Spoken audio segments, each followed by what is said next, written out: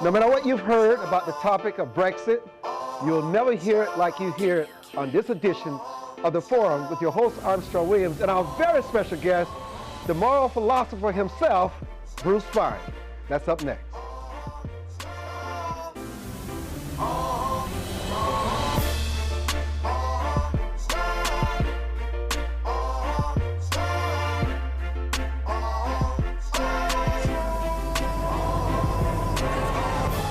Boston this week, and I was supposed to go today, but I'm delaying tomorrow. Kimberly Atkins with the Boston Herald is in a new role today. She's in co-host chair. She will join me to ask the tough questions of our very special guest, Bruce Fein. Give us the background of, everybody seems to have their opinion about Brexit. No one really saw it coming except the people in Britain. It's here. Tell us what we need to know. I think the first thing to recognize is Great Britain didn't join the European Union until 1975, which is about 20 years after its birth. So Britain operating outside the European Union is not a novelty. And in fact, you could ask why in 1975 didn't the United States apply to join the European Union? After all, it's supposed to be one world, one unified economic market. Why not double the size of the European Union? I mean, we could apply. There's not a requirement that your states be contiguous. For example, Great Britain isn't even contiguous with the continent.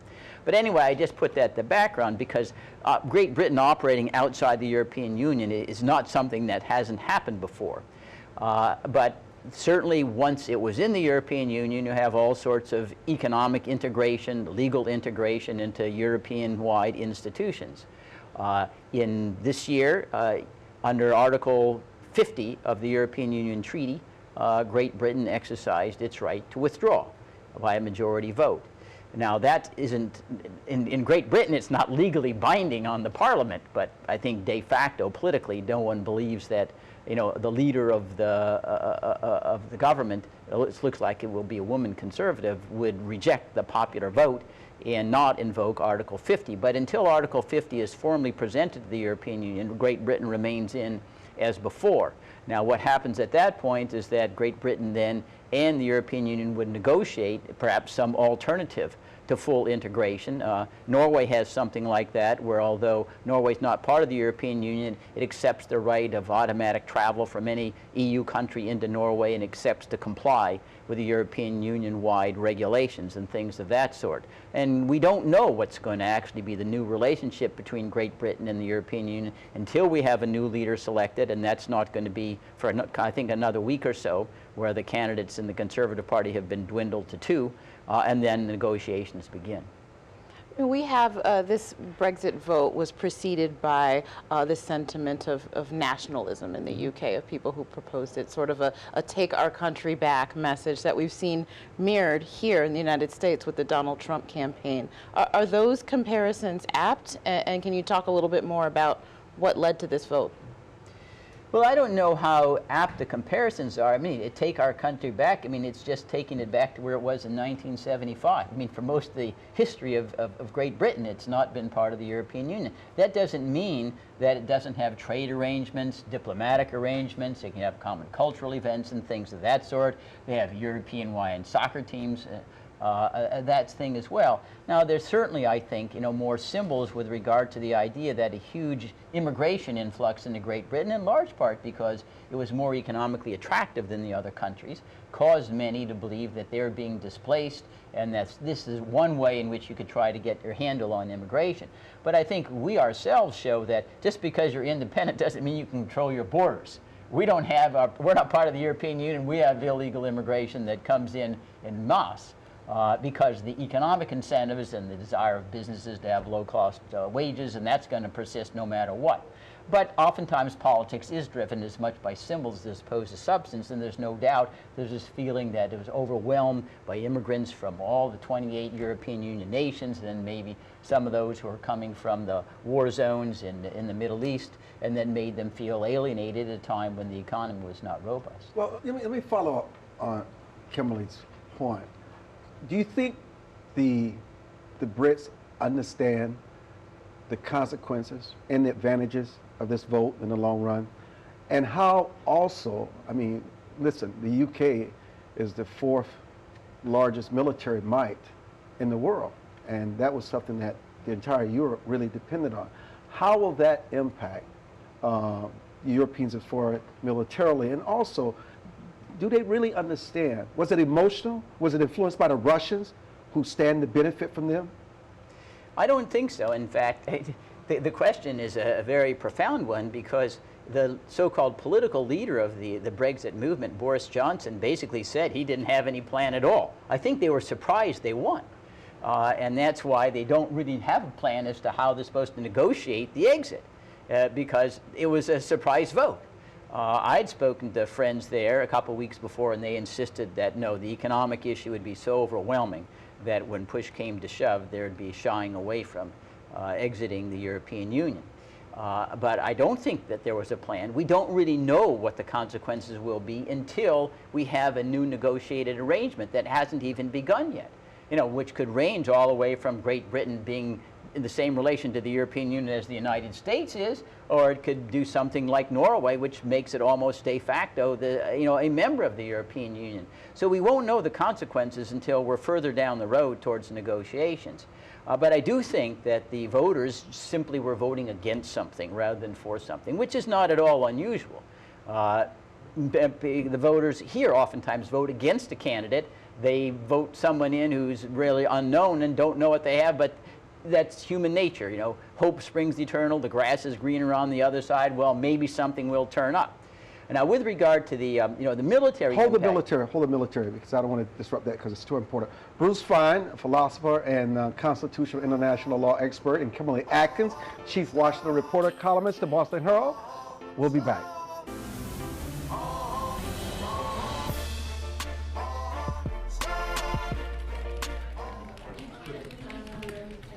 What do you think about spending money on the poor and they don't seem to come out of poverty? Is there a better way? I'm Armstrong Williams, and this is The Right Side Forum.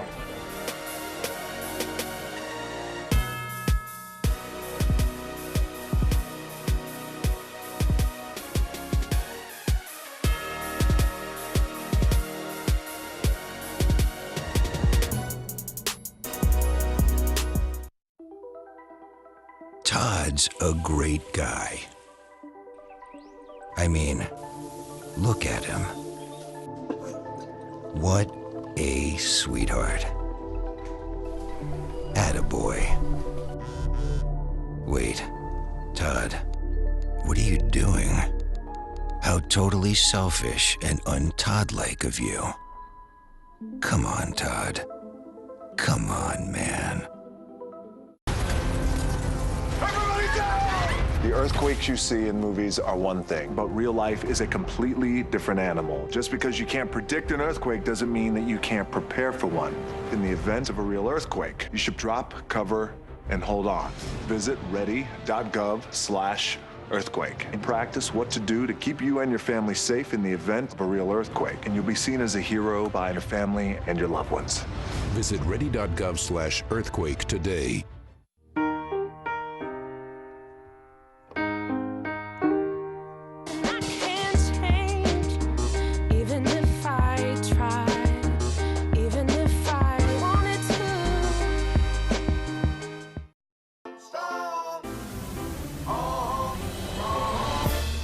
And welcome back. Bruce Fine, our moral philosopher, and our co-host Kimberly Atkins. We were talking about the military aspect. yes, we need to understand that NATO is the backbone of the military defense in Europe against Russian incursion and encroachment. And NATO stays undisturbed irrespective of the Brexit vote. Moreover, with regard to Great Britain in any event, and all the other European countries, let's be candid, Armstrong, we're at 95% of the military equation. We've got the nukes. We still have 85,000 troops stationed there. We're the ones that orchestrated. We even had to bail out the Europeans over the breakup of Yugoslavia. They needed us to come into Bosnia. We were the ones that attacked Serbia and carved out Kosovo. And we spend vastly more money. We have more technology than any other country there. They're aiming at 2% of the GNP that they contribute to the forces. But when you say Great Britain's the fourth largest military power in the world, well, that's fine. But we're the super giant. We're so much higher, second place you can hardly even see. We spend $700 billion just in the Defense Department on military alone. So I don't think that the British exit really has any military significance whatsoever. It may have, optical significance because it makes it look less likely that Great Britain would come, throw in its forces to aid Europe if Putin became aggressive, as he already has been in Crimea and on the edges of its borders with the NATO countries. But I don't think that we've at all altered our position in stationing and having trial exercises in Poland and the Baltic states. Obama himself, the president, was in Poland this week, reinforcing the commitment of the United States to defend the periphery against any revanchism by Putin. Well, what about security issues within Europe? Is it going to have an effect there? I mean, one of the issues, from what I understand, driving voters was this fear of security, of terrorism, of these so-called open borders in that sense. I don't think that the issue of security really is affected by the Brexit. There have already been, complaints because they don't have integrated security systems with Belgium and France, and oftentimes information is not shared completely, but I don't think that's really affected. Great Britain is part of what we call Five Eyes. That is, this is the United States, Canada, Australia, New Zealand, and Great Britain share the intelligence, and we gather most of it through the National Security Agency. And if you look at Great Britain itself, it has been less, endangered. If you look at historical facts, then the European mail-in has been with regard to the immigrants coming from Middle East areas that traveled to Syria or otherwise. In fact, the most recent prominent death was of an MP who was campaigning for remaining in the Union, but another British advocate for Brexit. So I don't really think that the terrorism issue will be affected, but I want to underscore, a lot of these things politically are the equivalent of what I call a placebo effect. I think the British probably will feel that they're more secure. They don't see as many foreign faces as they used to, even if it doesn't really have an impact on the incidents, because people live in their heads irrespective of what the facts on the ground are. So in that sense, the British may feel more secure even though they're not. What about, let's talk about economic fallout in the banks. Yeah. Well, there's clearly going to be an economic fallout. We already know that many of these investment funds that invested heavily in commercial real estate in London have frozen their funds, so you can't withdraw. And they're expected that the value of the pound has fallen. It's now below $1.30. It's fallen well below 10% of what it was at the time of the Brexit vote. And there's obviously going to be economic disadvantages to operating with a less broad economic market. I mean, that was one of the great things about the United States is we broke down, the parochial interest when we became a unified country, so that the economy could satisfy the scales of economy that come from larger markets now. But part of the uncertainty in determining what the magnitude of the economic impact is, we don't know what is going to replace the membership in the European Union, because it could range from almost complete independence, like the United States, or very, very proximate to what it was before, which is what Norway enjoys. But we do know that uncertainty always is economically harmful because it makes the dollar investors nervous. So if they've got a place that's more secure, and right now Britain, because the uncertainty of what the landscape's going to look like going forward, that becomes less secure or predictable, it'll come to the United States, for example, where the strength of the dollar has been remarkable after the Brexit. That's true. Kim? So what can officials here in the United States do to sort of keep the markets here as stable as possible while the situation with the Brexit is worked out? Well, I don't see that the United States, there really is nothing the United States can do, to dispel the uncertainty of the situation with Great Britain and the European Union until they actually negotiate a replacement. I mean, and we can't control that. The British don't even have a new prime minister. And until that happens, the negotiations can't begin. So we just need to give words of assurance. You don't be reckless. This is just going to be a period of time where there's no way to diminish the uncertainty, because until a new agreement is reached, no one knows what the new rules of the game are going to be. When we come back, we want to continue on Brexit. I was just in London, in Europe, and I was just, the reprimand that former Prime Minister Tony Blair received over Iraq which is also a message to former President W, was just, it was something to watch. I mean, it was really humiliating. He was almost in tears. We'll talk about that when we come back after the break.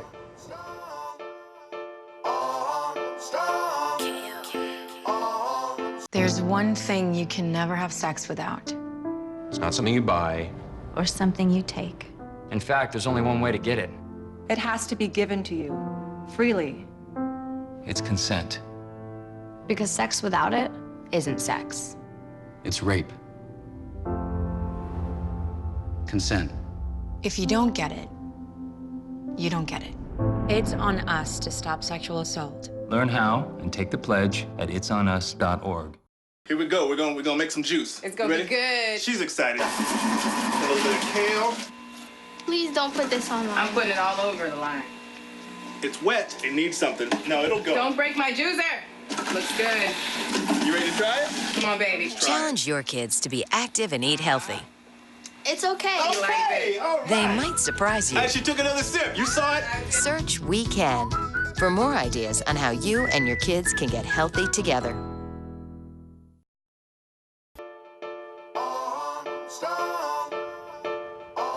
The most stunning rebuke any head of state just happened in London a few days ago with the report after the investigation.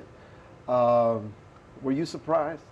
Well, I'm not surprised at the rebuke. I'm very pleasantly surprised that the Parliament did have the courage to undertake a full-fledged investigation of the facts and circumstances of then Prime Minister Blair's eagerness to join George W. Bush in invading Iraq in 2003 based upon wrongful suspicion of weapons of mass destruction, based upon the fact that, Saddam Hussein is a bad guy. I mean, if that were the standard, Armstrong, we'd be invading 80 countries already, including Russia or China. The bad guy is the standard for invading countries? I mean, that's utterly ridiculous. We don't use that standard at all. We just picked and choose. And I do think what it shows is that the importance of legislative oversight and review to prevent the executive from standing up and saying, oh, I got secret evidence nobody else knows about. I'm infallible. Just follow what I'm going to do. No, we need Reagan. Trust but verify. I understand you're saying that, but you guys can get it wrong.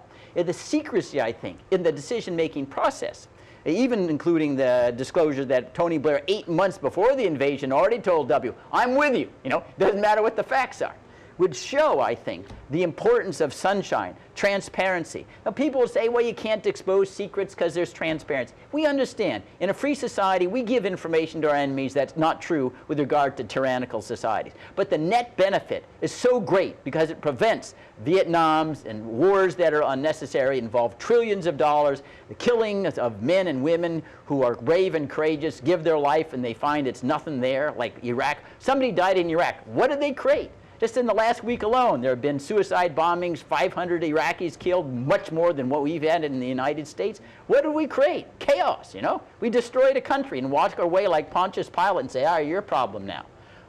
But again, I underscore, it shows our congressional cravenness. How come we don't have any congressional oversight and review what happened in 2003 and say, we can't let this happen again. We need transparency. We need answers. If anything, it's gone the reverse. We now have the president been at war with ISIS or ISIL for well over 2 years. We don't even have a vote on it, even though Congress is supposed to appropriate money. It's supposed to declare war. Nothing.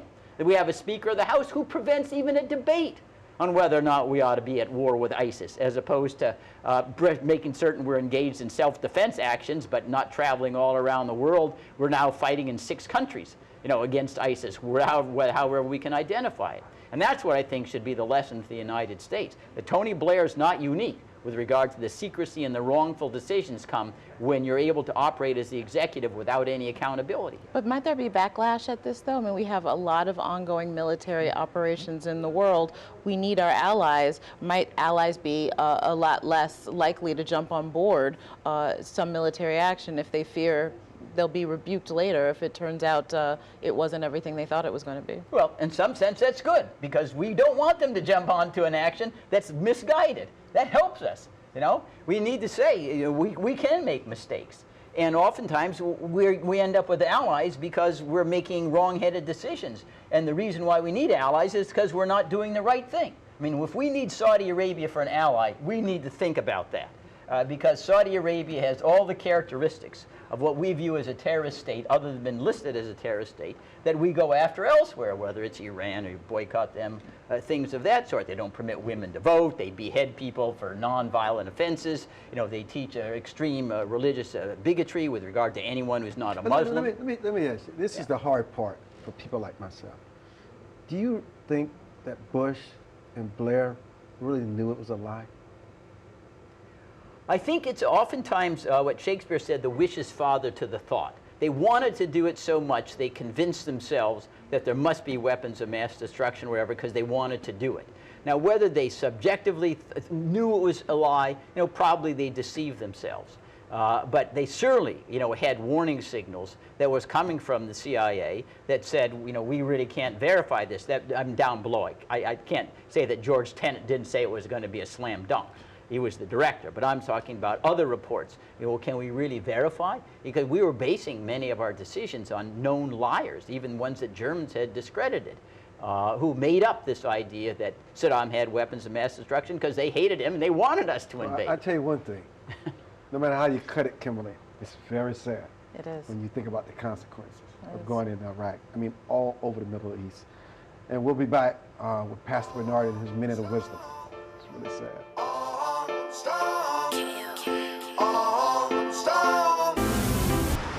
Look at you. You're at the top of your game. At work or at play, you're unstoppable. Nothing can throw you off track. Oh, hey, she's cute. Nice going, man. Things are going great for you. You've earned a night out. Good drinks, good friends. Yeah, we can go ahead and call this a good night. Wait, is that your car? Uh-oh. Not smart. Yeah, I saw that coming. Say goodbye to her. Ouch, that'll hurt your bank account. You're looking at around 10 grand in fines, legal fees, and increased insurance rates. I hope you like eating frozen dinners. Alone. Let's try this again. Smart move. Because buzz driving is drunk driving. Morning, Gary. We are GetSchooled.com. You want a college education, don't you? You know you do. Yeah, but I don't know where to start. That's why we're here. We're free, handsome. Oh, I think we're breathtaking. And here to guide you through every step of the way, starting with attendance. Gary, financial aid forms. Biology homework, G. I got this. Is that Bran?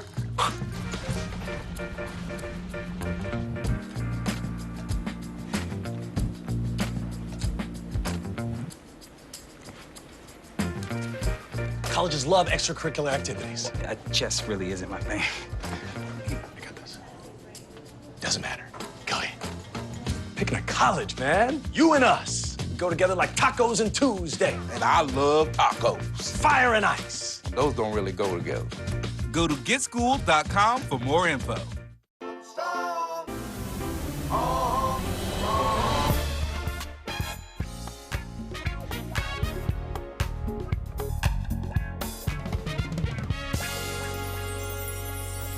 The whole idea of making your name great, a nation will come out of you, and all of that is one word. Legacy. Legacy. And I will tell you, your legacy is what you leave behind. The impact that you have on the world around you, the people that your life touched. Good, bad, ugly. Because there's some bad legacies out there, correct? But we think about legacy. You could have the highest office in the world, President of the United States. I believe that's the highest office in the world. And guess what? Guess what every president, even Obama, is thinking about right now? His what? His legacy. Because everything you do in life builds up to what you're going to leave behind, your imprint.